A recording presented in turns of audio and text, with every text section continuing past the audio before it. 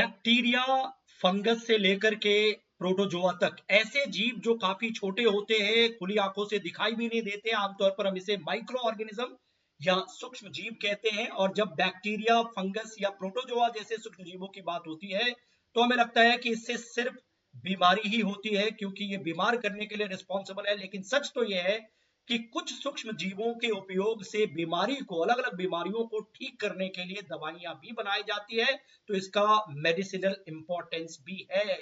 और इसी वजह से हम हमेशा सूक्ष्म जीवों को नेगेटिव नहीं मानते हैं, बल्कि कुछ माइक्रो ऑर्गेनिजम्स के पॉजिटिव एस्पेक्ट्स को भी हमें समझना होता है, जानना होता है। जब कभी भी हम बीमार पड़ते हैं तो उदाहरण के तौर पर मैं आपको बता दूं कि कुछ खास तरह की बीमारी के क्रम में पेनिसिलिन का इंजेक्शन, पेनिसिलिन एक दवाई है जिसे एंटीबायोटिक दवाई कहते हैं, और इस पेनिसिलिन इंजेक्शन को डॉक्टर के द्वारा रिकमेंड किया जाता है, खास करके जब किसी व्यक्ति को किसी बैक्टीरिया के खिलाफ ट्रीट करना होता है।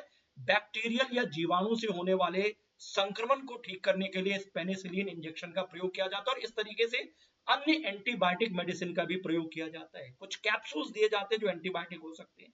अब दिलचस्प जानकारी यह है कि ये जो पेनिसिलिन नाम की एंटीबायोटिक दवाई है, जो बैक्टीरियल इंफेक्शंस को ठीक करने के लिए डॉक्टर्स के द्वारा यूज किए जाते हैं, इसका स्रोत माइक्रो ऑर्गेनिज्म है, और ये फंगस से, यानी कि कवक नाम के सूक्ष्म जीव से, पेनिसिलिनियम नाम का कवक होता है, उससे इसको तैयार किया जाता है, और ये बैक्टीरियल ग्रोथ को रोक देता है। तो कवक सिर्फ बीमारी पैदा नहीं करता है, कवक बेसिकली बीमारी को ठीक करने के लिए भी इस्तेमाल किया जाता है। ये बीमारी पैदा करने वाले सूक्ष्म जीवों को पेनिसिलिन जो है ये नष्ट कर देती है, अथवा उनकी वृद्धि को रोक देती है।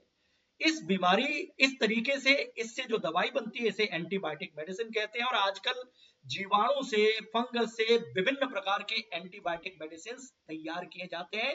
तो ये अच्छी चीज है, माइक्रो ऑर्गेनिजम्स के संदर्भ में आप इसे ध्यान में रख सकते हैं। इसके साथ साथ स्टेप्सोमाइसिन हो, टेट्रासाइक्लिन हो या एरिथ्रोमाइसिन हो, ये सब एक तरीके से सामान्य रूप से उपयोग की जाने वाली एंटीबायोटिक मेडिसिन है। या तो इन्हें फंगस या कवक से या फिर इसे बैक्टीरिया से उत्पादित किया जाता है, और इसका उपयोग बीमारियों को ठीक करने के लिए किया जाता है। तो ये दिलचस्प जानकारी है, ये आपको ध्यान रखना है। इसके साथ साथ पेनिसिलिन की हमने बात की है, जिसे सदाबहार एंटीबायोटिक मेडिसिन कहा जाता है।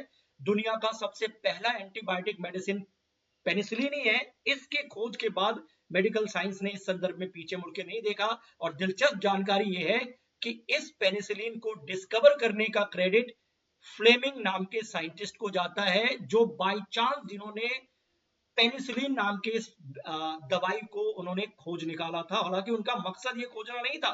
सन 1929 में अलेक्जेंडर फ्लेमिंग, जो कि बहुत बड़े साइंटिस्ट थे, बैक्टीरियल इन्फेक्शन से या बैक्टीरिया से होने वाले रोगों से बचाव के लिए एक संवर्धन पर प्रयोग कर रहे थे, और अचानक उन्होंने संवर्धन तस्त्री पर हरे रंग के फफूंद के छोटे छोटे बीजाणु देखे।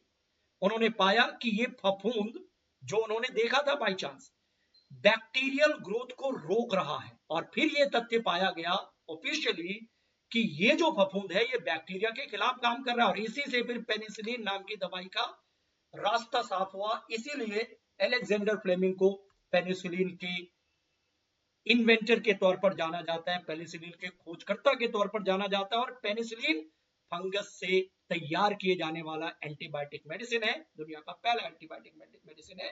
अलेक्जेंडर फ्लेमिंग का नाम पेनिसिलिन से जुड़ता है, ये बात आप याद रखिए।